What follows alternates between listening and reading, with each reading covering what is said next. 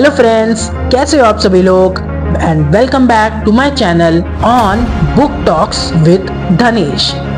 सो friends, last episode में हमने ये सुना था कि अभिमन्यु और युग दोनों ग्रेवयार्ड कोठी के अंदर लेजर लाइट की मदद से यक्षिनी का पता कर रहे थे, पर उसी समय युग को बाहर से किसी के चलने की आवाज सुनाई देती है।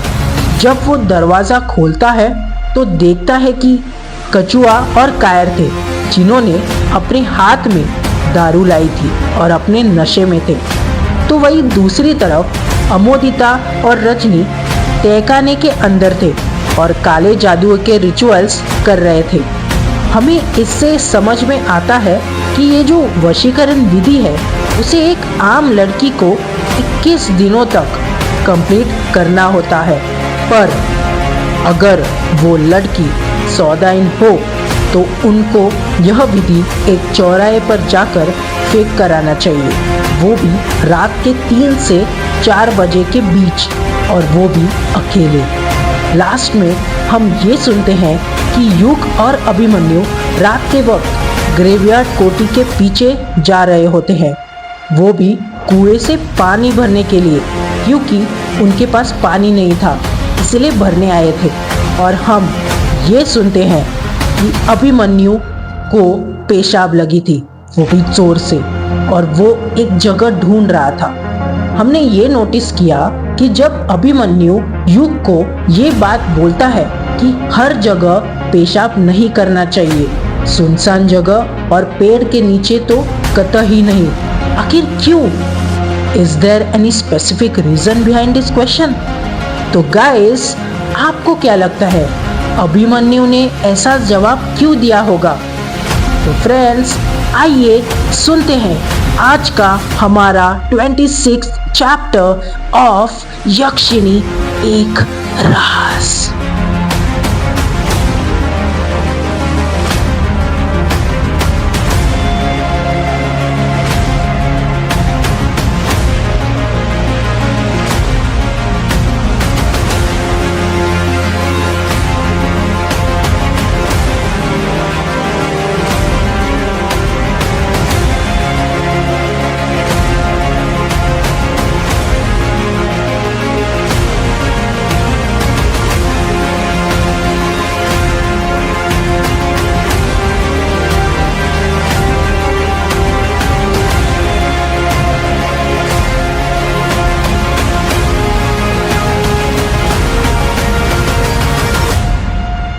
चैप्टर 26 टोटके का असर।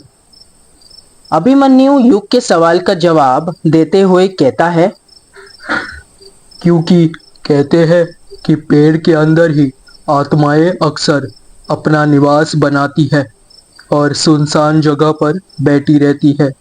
जब आप उन जगहों पर पेशाब करते हो और यदि अनजाने में उनके ऊपर हो जाए तो मुसीबत आन पड़ती है।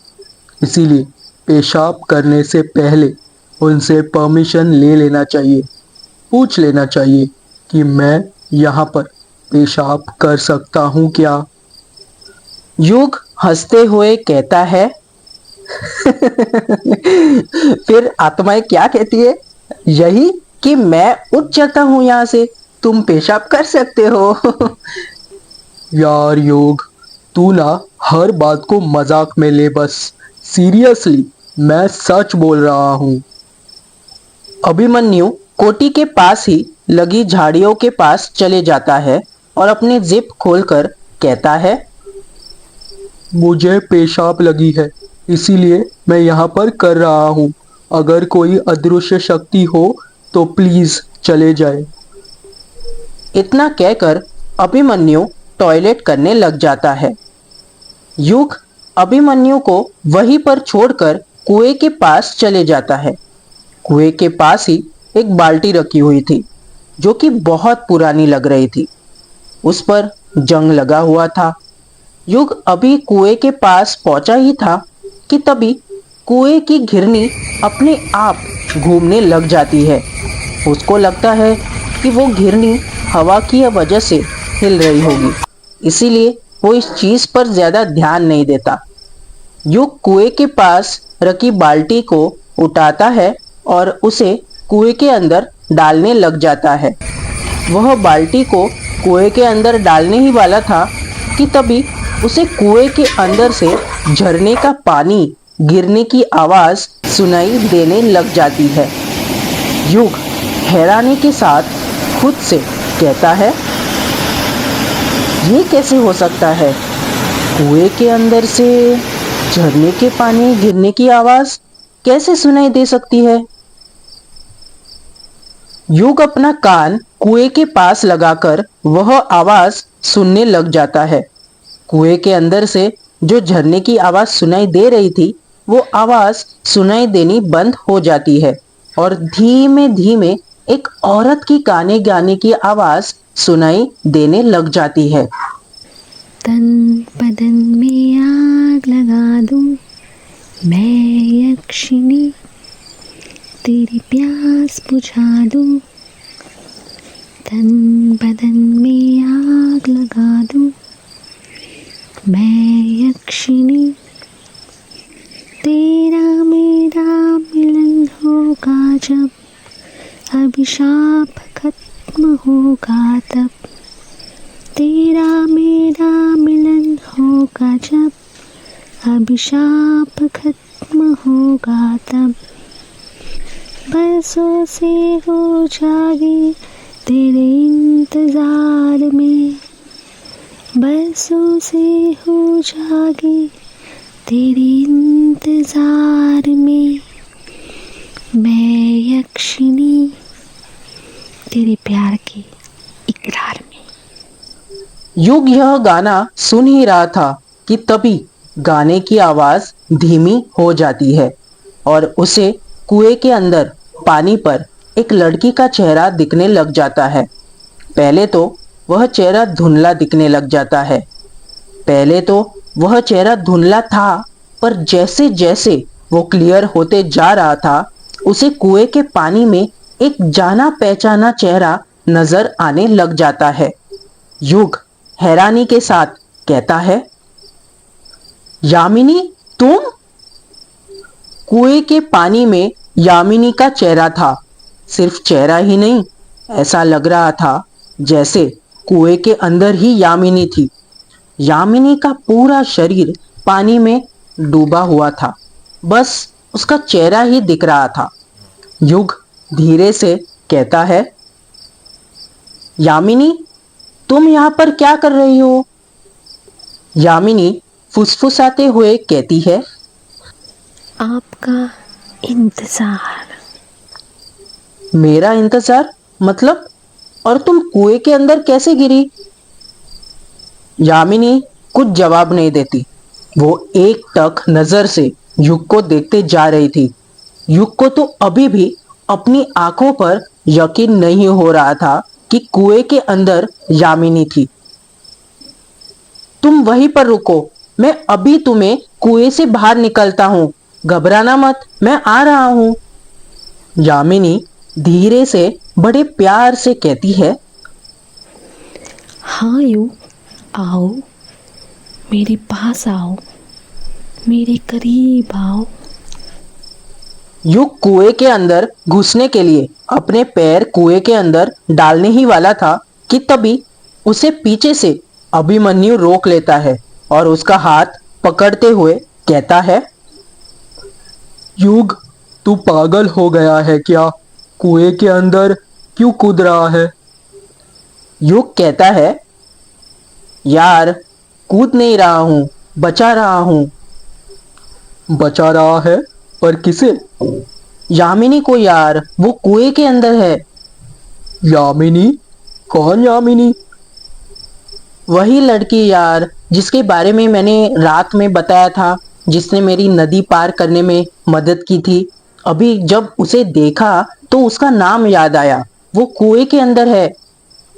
अभिमन्यु कुएं के अंदर देखने लग जाता है, पर उसे कुछ दिखाई नहीं देता है। वह युग पर भिन्नाते हुए कहता है, ये तुझे रात में कोई दौरे वौरे तो नहीं पड़ते ना? किस लड़की की बात कर रहा है तू? कुएं के अंदर तो कोई नहीं है। युग भी कुएं के अंदर देखते हुए कहता है, अरे यहीं पर तो थी, कहाँ गई? सच में अभिमन्यु यहीं पर थी, मैंने उसे बात भी की थी। यार युग, देख, रात बहुत हो चुकी है। हो सकता है तुझको देर रात तक जागने की आदत हो, इसीलिए ऐसा हो रहा हो। वो चीजें दिखाई दे रही हो जो यहाँ पर है ही नहीं। युग अभिमन्यु की बात का कुछ जवाब नहीं देता है। उसे तो अभी भी समझ नहीं आ रहा था कि उसके साथ क्या हो रहा है। अभिमन्यु कुएं के पास रखी बाल्टी उठाता है और उससे कुएं का पानी खींचकर बकेट में भर लेता है। युग अभी भी यामिनी के बारे में ही सोच रहा था। हो सकता है यह मेरा वहम ही हो, वरना यामिनी यहाँ पर कैसे आ सकती है, वो भी कुएं के अंदर। अभिमन्यु उसे हिलाते हुए कहता है, अरे कहाँ खो गया? मैं कुछ बोल रहा हूँ तुझसे। पानी भरना हो गया, अब चले। हाँ चल जल्दी। युग और अभिमन्यु बकेट में पानी लेकर ग्रेवयार्ड कोठी में चले जाते हैं। जब वो वहां पहुंचते हैं तो देखता है कि कायर और कछुआ ने नीट ही शराब पी मारी थी। उन्होंने युग और अभिमन्यु का पानी लाने तक का इंतजार नहीं किया था। वह दोनों शराब पीकर जमीन पर ही पसर कर गहरी नींद में सो रहे थे। अभिमन्यु उन दोनों को देखते हुए कहता है, यार ये दोनों तो टल्ली हो गए, अब क्या करे? क्या करे? क्या मतलब? वही जो सोचा था, यक्षिनी के बारे में पता लगाते हैं। और कितना पता लगाएगा यार? तूने देखा था ना उन लेजर लाइट को अपने आप जलते हुए। इसका मतलब यह है कि वो यहीं पर है, कहीं नहीं गई है। पर यक्षिनी? यार फिर यक्षिनी? तू तो यक्षिनी के पीछे हाथ धोकर ही पड़ गया है। हमें यहाँ तो पता चल ही गया है कि यक्षिनी यहाँ पर है। हाँ, पर यह तो पता नहीं चला है ना कि वो कहाँ पर है, किस कमरे में। यार रूम नंबर 666 में ही होगी ना। पर अभी तूने देखा था ना, लेजर लाइट हर जगह जल रही थी, फिर वो एक जगह कैसे हो सकती है? अभिमन्यु कुछ सोचते हुए कहता है, यार हो सकता है कि यह सब उसकी शक्तियों की वजह से हो रहा हो। भूल मत, उसके पास शैतानी शक्तियां के साथ साथ दैवीय शक्ति भी है। वो बहुत शक्तिशाली है। कमरे के कुछ अंदर कैद होकर भी वो बहुत कुछ कर सकती है। और ये ग्रेवयार्ड कोठी भी तो उसका दूसरा ठिकाना ही था। तो इस कोठी की चीजों पर तो उसका वश होगा ही ना। हाँ यार, बात तो तेरी बिल्कुल सही है, पर फिर भी जब तक मैं पूरी तरह क्लियर नहीं हो जाता कि यक्षिनी अपने कमरे में ही है, कैद है, मैं सेटिस्फाइड नहीं हो सकता। अभिमन्यु उबासी लेते हुए कहता है, तो यार 3 दिन है ना, अभी हमारे पास। पूर्णिमा आने से पहले पता लगा लेंगे कि वो किस कमरे में है। अब मैं सोने जा रहा हूँ और तू भी चल, वरना क्या पता फिर तुझे वो तेरी यामिनी दिखने लगे। इतना कहकर अभिमन्यु युग के कमरे में सोने चले जाता है और युग भी उसके पीछे पीछे चले जाता है।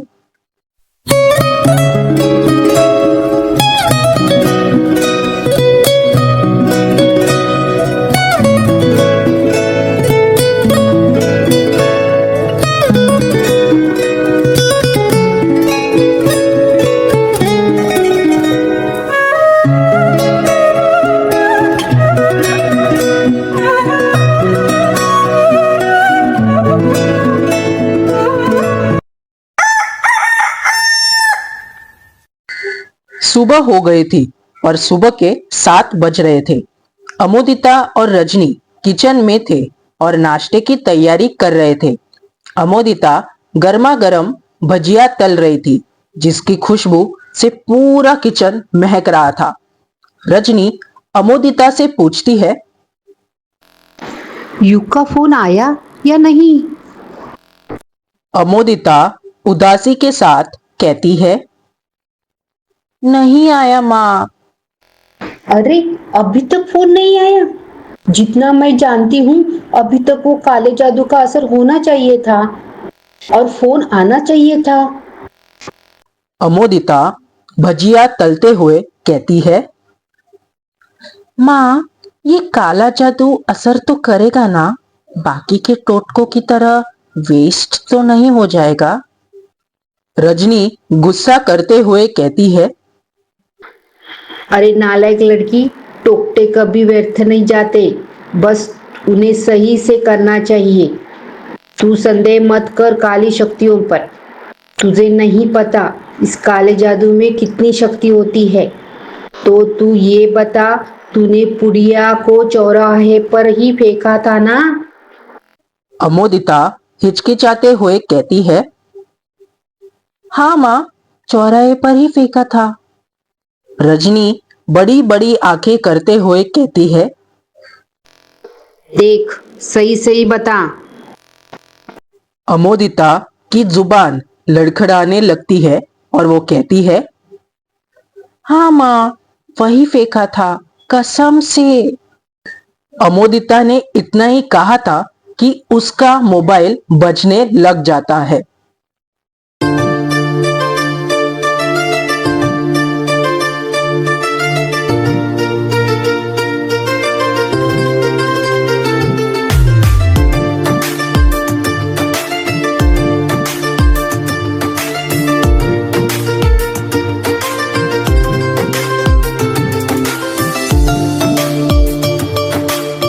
अमोदिता अपने मोबाइल की स्क्रीन देखते हुए कहती है, माँ, युग जी का फोन है, वो फोन कर रहे हैं मुझे।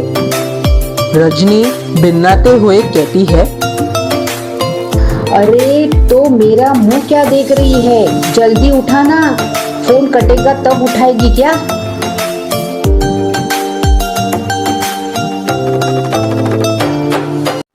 अमोदिता फोन उठाते हुए बड़े प्यार से कहती है, हेलो युग जी। युग की घबराती हुई आवाज सुनाई देती है। हेलो अमोदिता, कहाँ पर हो तुम? मैं तो युग जी घर पर हूँ। तो अमोदिता, जल्दी से जल्दी मेरे पास आ जाओ, मुझे तुम्हारी बहुत जरूरत है।